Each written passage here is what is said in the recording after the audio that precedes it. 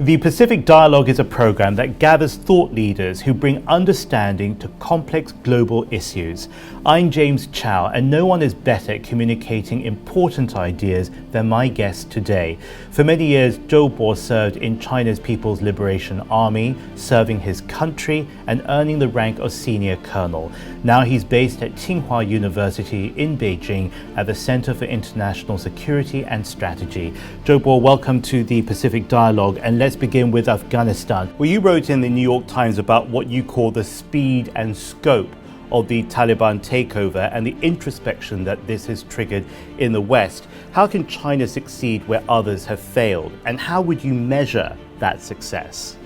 The international community has witnessed how the US-led military intervention in Afghanistan, which lasted for 2 decades, has actually failed. The good thing is the Afghan people have no bad memories of Chinese because historically China has never invaded Afghanistan, unlike the invaders coming from afar. Therefore, that laid a good foundation for Chinese efforts in Afghanistan. For example, how would Afghans trust Chinese people? One is China's political impartiality can be trusted because even during the Silk Road period, it has been very smooth. So China can be trusted. And then everyone in the world knows that China has infrastructure building capability and industry capabilities that are next to none. And Afghans happen to be your direct neighbors. Why don't you help them? As you said, you were in Afghanistan in the early 2000s, not long after the US-led war began. What did you see there in terms of the human suffering that we're all too familiar with? Well, that was one of the most unforgettable moments in my life because I have never seen a country so devastated by war. I saw houses on the mountains, but it's very bizarre because all the houses, one after another, have no doors, they have no windows. So it's a very, very bizarre situation. And we delivered the medical assistance to the Afghan hospitals. At that time, the best hospital in Kabul has only one medical barometer. That was shocking. The room where I stayed, actually it was the best hotel in Kabul at that time. It was an Intercontinental Hotel.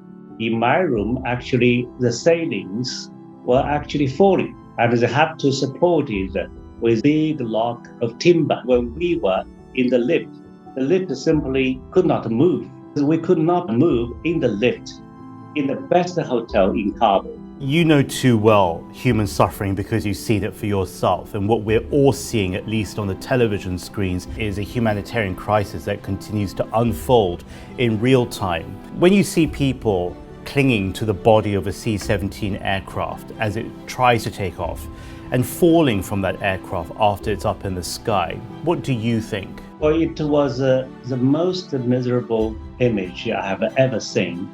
I will have to consider how this country was plunged into such a situation. So this should not be the case. Throughout the history, Afghan civilization was fabulous. And I even remember that I saw a show of Afghan civilization in British Museum. All the people know nothing except fighting against each other or fighting against the invaders. But what contributed to all this miserable situation?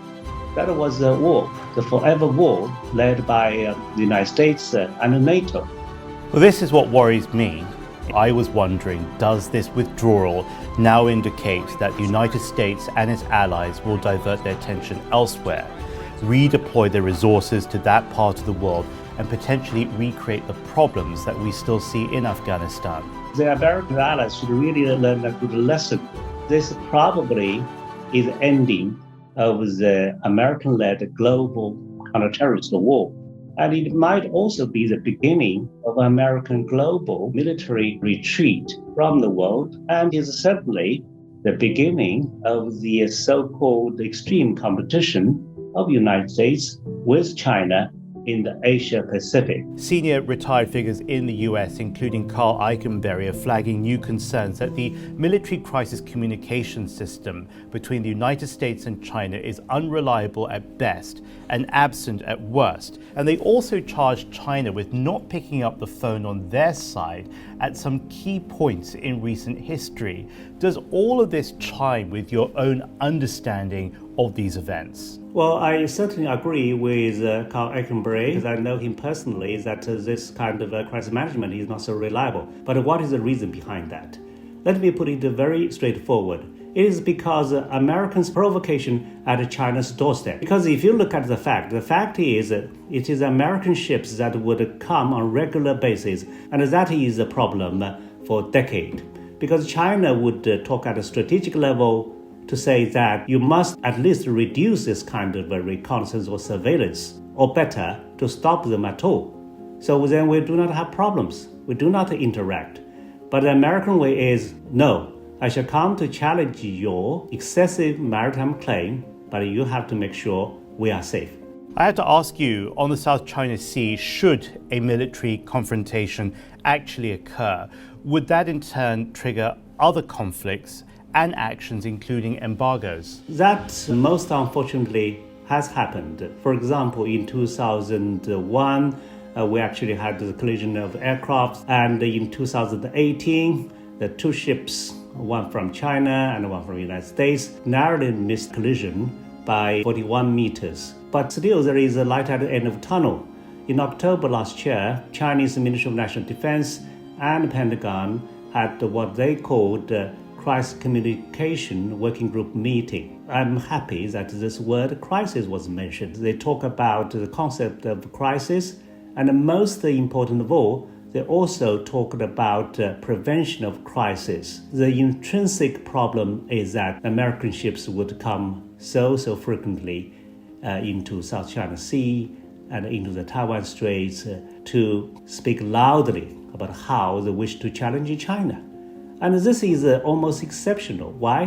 Because American ships would sail around the world to challenge the so-called excessive maritime claims of other countries. They do not only challenge China, and they say they even challenge their allies, but they would highlight their challenges to China. They would even announce it before they start to do it. We've seen John Kerry and Minister Yang Jiechi meeting, and China saying that it has its own roadmap for climate change. It's just a couple of weeks to go before COP26 in Glasgow. If not climate change, then what will be the issue that these two major economies and two major nations can find a way forward on for everyone? Well, I simply hope we'll have more areas of cooperation. During Wendy Sherman's visit to China, she mentioned DPRK, Iranian issue, Afghan issue, and Burmese issue for cooperation. But the irony is, it seems that the US would simply want China to cooperate on where they are interested in, while continuing confrontation with China in some other areas. Yes, competition is part of human nature, but isn't cooperation also part of human nature? And I personally believe cooperation rather than competition is really the better human nature of us all. So let's hope that might prevail. Let's turn to the phone call between President Xi Jinping and President Joe Biden, their first such contact in over half a year. The White House says it was Washington that initiated that phone call.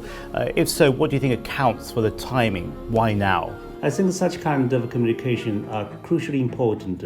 I mean, the conversation at the highest level, especially when the relationship between the two sides is not so stable and is actually competitive. So this kind of a normal, from time to time conversation is crucially important.